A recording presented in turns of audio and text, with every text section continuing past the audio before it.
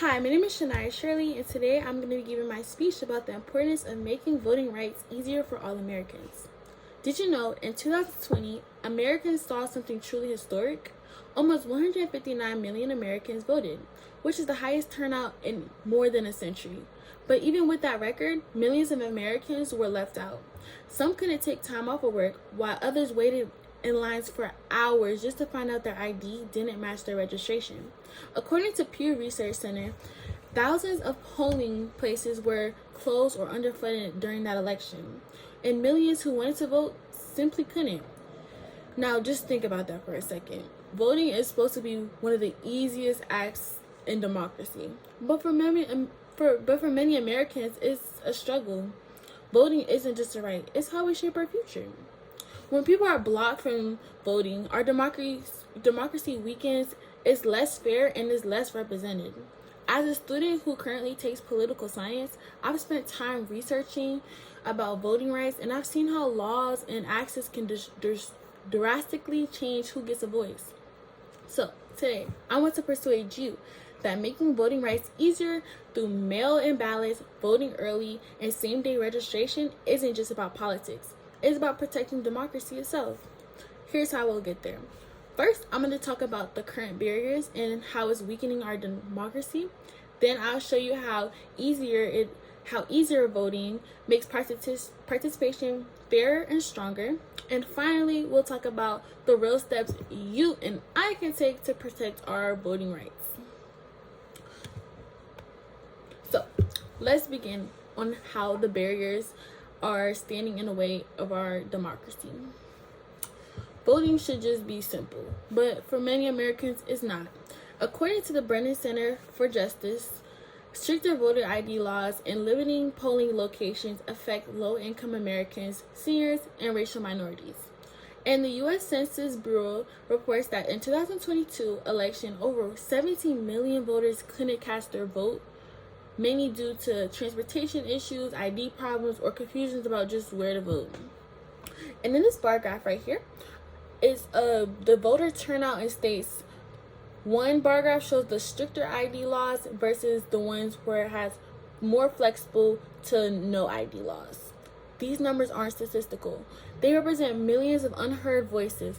And when citizens are turned away, and when poll lines are stretched for hours, or when polling places are closed, it loses strength.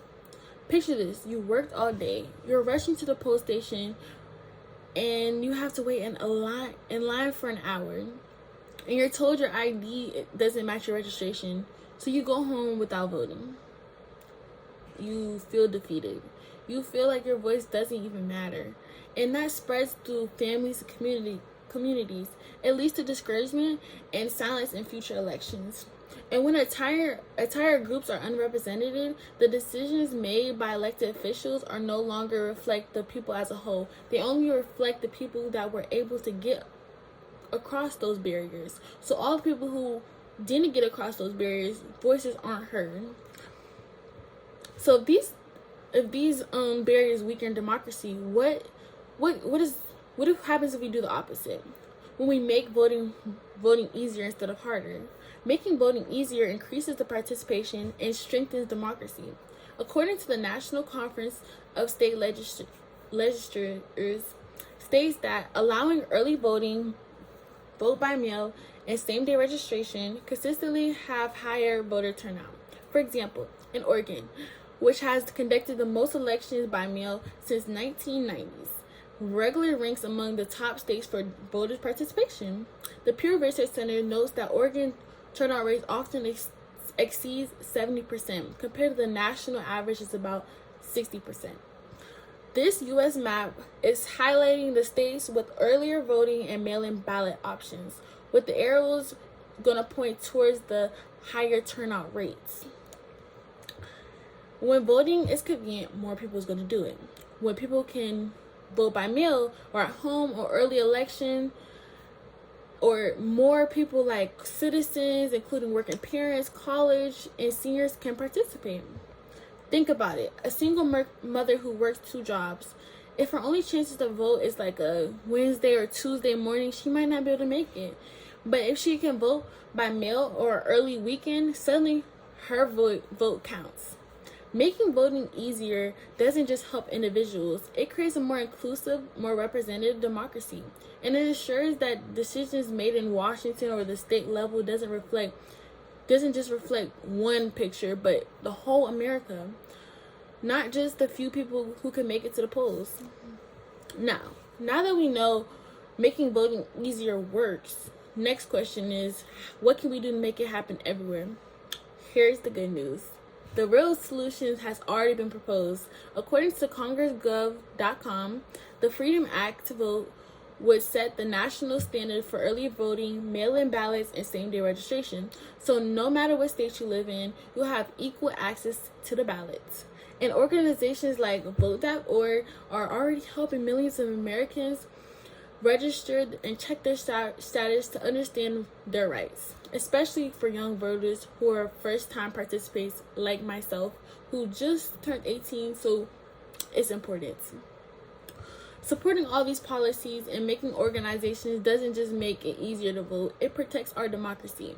A government that's chosen by more people is more legitimate, more accountable, and more representative of its citizens.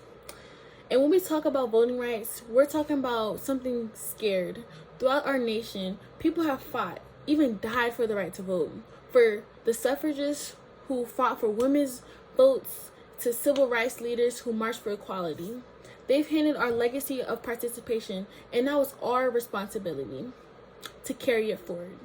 With all that in mind, let's close by remembering what's at stake exactly. To sum it up, making voting rights easier isn't about fairness. It's about fairness and democracy.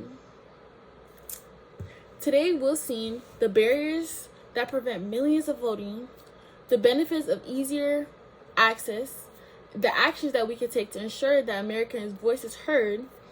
And here, this is a photo of Americans proudly voting with every word counts.